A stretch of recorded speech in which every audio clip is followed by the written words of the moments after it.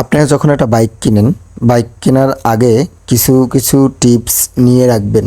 যেমন যে প্রাথমিক চিকিৎসাটা যেন আপনি দিতে পারেন, এরকমের কিছু কাজ জানা থাকা ভালো।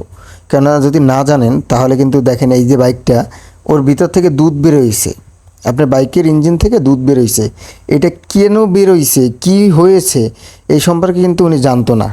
এই জন্যই কিন্তু এরকমের একটা দুর্ঘটনার হয়ে গেছে ওনার। যাই হোক, আজকে আমি সেটা নিয়ে আলোচনা করবো।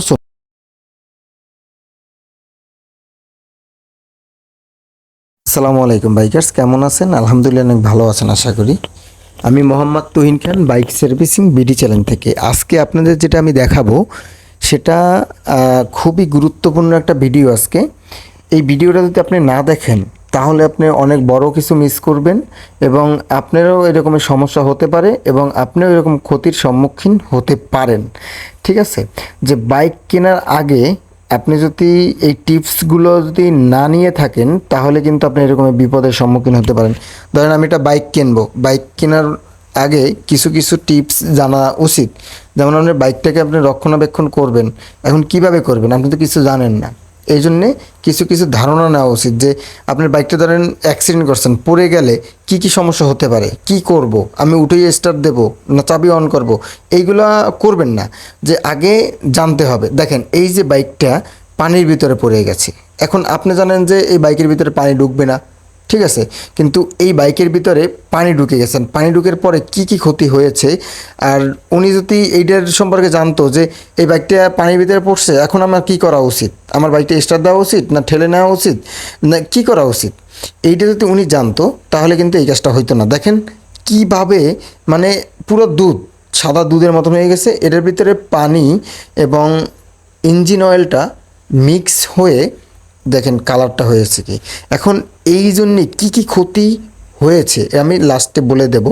তার আগে আমি বলি, যখনই আপনার একটা বাইক কিনবেন তখনই আপনি প্রতি সপ্তাহে একবার দেখাবেন, আর অবশ্যই একটা টেকনিশিয়ানের নাম্বার আপনি রেখে দিবেন, তার কাছ থেকে টিপস নেবেন আর কিছু টিপস তার কাছ থেকে শুনবেন যে ভাই আমি প্রাথমিক চিকিৎসা কীভাবে দেব, বাইকটা স্টার্ট অফ হয়ে গেলে কীভাবে স্টার্ট দেবো, যদি পানির ভিতরে পড়ে যায় তাহলে কি করণীয়।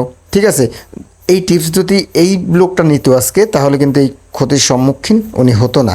যাই হোক, এখন আপনারা যখন নিউ কামার, ধরেন নিউ কামার, একদম নিউ কামার, আপনি কখনো বাইক কেনেননি, এখন ওই সম্পর্কে কিছুটা ধারণা নিয়ে নেবেন।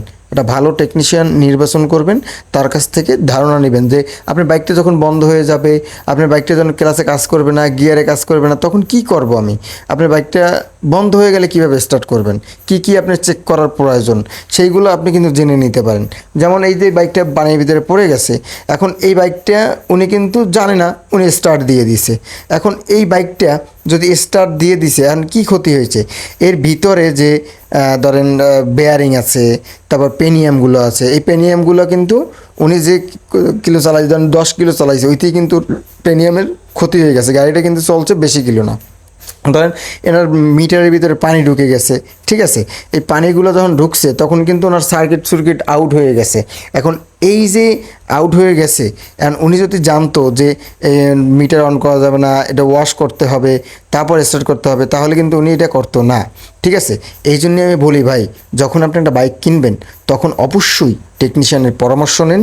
আপনি যদি আমার সাথে যোগাযোগ করতে চান সেক্ষেত্রে আপনিও আমার নাম্বারটা কানেক্ট করে রাখতে পারেন, আমার সাথে যোগাযোগ করতে পারেন, আমার আমার ফেসবুক পেজে আসতে পারেন। আমার ফেসবুক পেজের নাম হয়েছে বাইক সার্ভিসিং বিডি। আপনারা যে কোনো সমস্যার সলভ আমার দিয়ে পাবেন। ঠিক আছে? আর যে কোনো ভিডিও শুরু থেকে শেষ পর্যন্ত দেখবেন, কেননা একটা জিনিসের শুরু থেকে শেষ পর্যন্ত শেষ আছে, কিন্তু যদি আপনি শুরু থেকে শেষ পর্যন্ত না দেখেন তাহলে কিন্তু অর্ধেক দেখে কিন্তু কিছু বুঝতে পারবেন না, আপনি গালাগালি ছাড়া কিছুই দিবেন না। ঠিক আছে? তাহলে এই বাইক যখন পানির ভিতরে পড়বে অবশ্যই আপনি ইঞ্জিন অয়েলটা চেক দিবেন। আপনার মিটারে যদি পানি ঢোকে অবশ্যই মিটারের জ্যাকটা খুলতে হবে। আপনার মিটারে কোনো ব্যাটারি কানেক্ট থাকতে পারবে না। আর ইঞ্জিন অয়েলটা চেক দিবেন অবশ্যই, আর ইঞ্জিন অয়েলটা চেক দিবেন ডগনাট খুলে। ঠিক আছে? ডগনাট যদি না খুলে দেন তাহলে কিন্তু আপনি সমস্যায় পড়ে যেতে পারেন এই রকমের। ঠিক আছে? তাহলে যদি আমার ভিডিওগুলো ভালো লাগে অবশ্যই ভাই শেয়ার করবেন। এই দেখেন আমরা কিন্তু ওয়াশ করতেছি, দেখেন ওয়াশ করতে করতে কিন্তু এখনও সাদা সাদা পড়তেছে। তাহলে আসি, আসসালামু আলাইকুম, ভালো থাকেন।